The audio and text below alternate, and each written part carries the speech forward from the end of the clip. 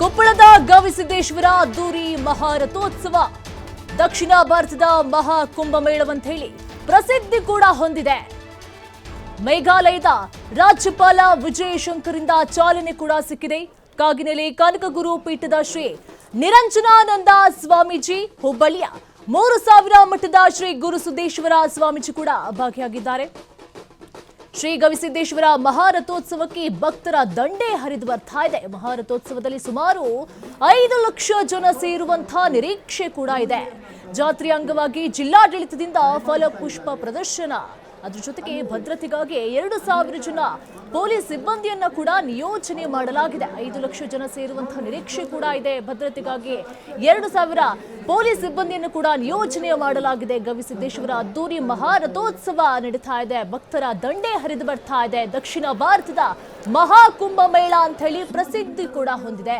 ಒಟ್ಟಿನಲ್ಲಿ ಎಲ್ಲ ಬಿಗಿ ಭದ್ರತೆಯೊಂದಿಗೆ ಪೊಲೀಸ್ ಸಿಬ್ಬಂದಿಯ ನಿಯೋಜನೆಯನ್ನ ಮಾಡಿಕೊಂಡು ಎಲ್ಲಾ ಮುಂಜಾಗ್ರತಾ ಕ್ರಮವನ್ನ ತೆಗೆದುಕೊಂಡು ಜಾತ್ರಾ ಮಹೋತ್ಸವನ್ನ ಮಹಾರಥೋತ್ಸವನ್ನ ನಡೆಸಲಾಗ್ತಾ ಇದೆ. ಮಹಾರಥೋತ್ಸವಕ್ಕೆ ಒಟ್ಟಾರೆಯಾಗಿ 5 ಲಕ್ಷ ಜನ ಸೇರುವಂತಹ ನಿರೀಕ್ಷೆ ಕೂಡ ಇದೆ. ಹಾಗಾಗಿ ಇತ್ತೀಚೆಗಂತೂ ಸಾಕಷ್ಟು ಕಾಲ್ತುಳಿತ ಪ್ರಕರಣಗಳನ್ನು ಕೂಡ ನೋಡ್ತಾ ಇದ್ದಾವೆ. ಹಾಗಾಗಿ ಅಷ್ಟೊಂದು ಜನ ಸೇರ್ತಾ ಇದ್ದಾರೆ ಅಂತ ಹೇಳಿದ್ಮೇಲೆ ಸಾಕಷ್ಟು ಮುಂಜಾಗ್ರತಾ ಕ್ರಮಗಳನ್ನು ಕೂಡ ತೆಗೆದುಕೊಳ್ಬೇಕಾಗುತ್ತೆ. ಹಾಗಾಗಿ ಪೊಲೀಸ್ ಸಿಬ್ಬಂದಿಯ ಕಣ್ಗಾವಲಿನಿಂದ ಕೂಡ್ತಾ ಇದೆ. ಮೇಘಾಲಯದ ರಾಜ್ಯಪಾಲ ವಿಜಯ ಶಂಕರಿಂದ ಚಾಲನೆ ಕೂಡ ಸಿಕ್ಕಿದೆ. ನೀವು ನೋಡ್ತಾ ಇರಬಹುದು ದೃಶ್ಯಾವಳಿಯಲ್ಲಿ ಯಾವ ರೀತಿಯಾಗಿ ಭಕ್ತರ ದಂಡ ಹರಿದು ಬರ್ತಾ ಇದೆ ಅಂತ ಹೇಳಿ. ಒಂದ್ ಕಡೆ ಮಹಾರಥೋತ್ಸವ ಕೂಡ ಆರಂಭವಾಗಿದೆ.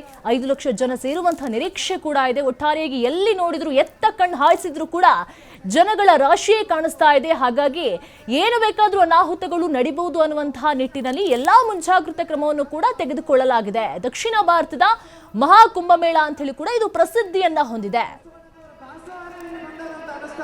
ಅಂತ ಅದ್ಭುತವಾದ ದಾಸೋಹ ವ್ಯವಸ್ಥೆ, ಈ ಪರಂಪರೆ ನಮ್ಮ ನಾಡಿನೊಳಗೆ ಉಳಿಬೇಕು, ಬೆಳಿಬೇಕು, ಪರಮ ಪೂಜ್ಯರ ಆಶೀರ್ವಾದ ನಮ್ಮ ನಾಡಿನ ತುಂಬ ಜಗತ್ತಿನ ಜನರಿಗೆಲ್ಲ ಆಗ್ಬೇಕು ಅಂತ ಹೇಳಿ ನನ್ನೆರಡು ತೊದಲ ನುಡಿಯನ್ನು ಗವಿಸಿದ್ದೇಶ್ವರ ಪಾದಕ್ಕೆ ಅರ್ಪಣೆ ಮಾಡುತ್ತೇವೆ.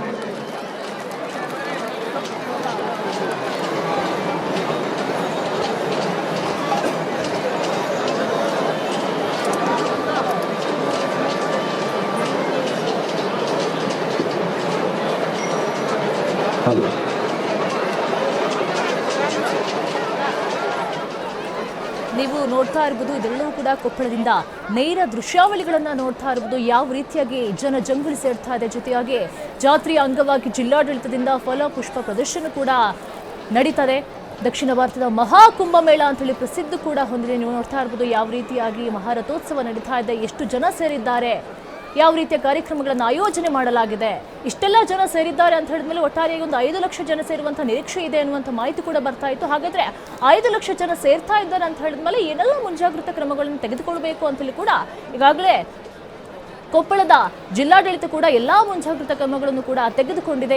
ಪೊಲೀಸ್ ಸಿಬ್ಬಂದಿಗಳನ್ನು ಕೂಡ, ಅದು ಹೆಚ್ಚುವರಿ ಪೊಲೀಸ್ ಸಿಬ್ಬಂದಿಗಳನ್ನು ಕೂಡ ನಿಯೋಜನೆ ಮಾಡಲಾಗಿದೆ. ನೀವೆಲ್ಲ ನೋಡ್ತಾ ಇರಬಹುದು, ಇದೆಲ್ಲವೂ ಕೂಡ ನೇರ ದೃಶ್ಯಾವಳಿಗಳನ್ನ ಗಮನಿಸ್ತಾ ಇರಬಹುದು. ಒಂದು ದೃಶ್ಯಾವಳಿಯಲ್ಲಿ ಗಮನಿಸ್ತಾ ಇದ್ದೀರಾ, ಮಹಾರಥೋತ್ಸವ ಚಾಲನೆಗೊಂಡಿದೆ. ಒಂದು ಕಡೆಯಲ್ಲಿ ಯಾವ ರೀತಿಯಾಗಿ ಈಗ ಜನ ಸೇರಿದ್ದಾರೆ, ಏನೆಲ್ಲ ಕಾರ್ಯಕ್ರಮಗಳನ್ನು ಆಯೋಜನೆ ಮಾಡಿದ್ದಾರೆ, ಜನ ಎಲ್ಲರೂ ಕೂಡ ಮಹಾರಥೋತ್ಸವಕ್ಕೆ ಹೆಜ್ಜೆಯನ್ನು ಹಾಕ್ತಾ ಇದ್ದಾರೆ. ಭದ್ರತೆಗಾಗಿ ಒಟ್ಟಾರೆಯಾಗಿ 2000 ಪೊಲೀಸ್ ಸಿಬ್ಬಂದಿಯನ್ನು ಕೂಡ ನೇಮಕ ಮಾಡಿದ್ದಾರೆ. ಗವಿಸಿದ್ದೇಶ್ವರ ಅದ್ದೂರಿ ಮಹಾರಥೋತ್ಸವ ಒಂದು ಕಡೆ ನಡೀತಾ ಇದೆ.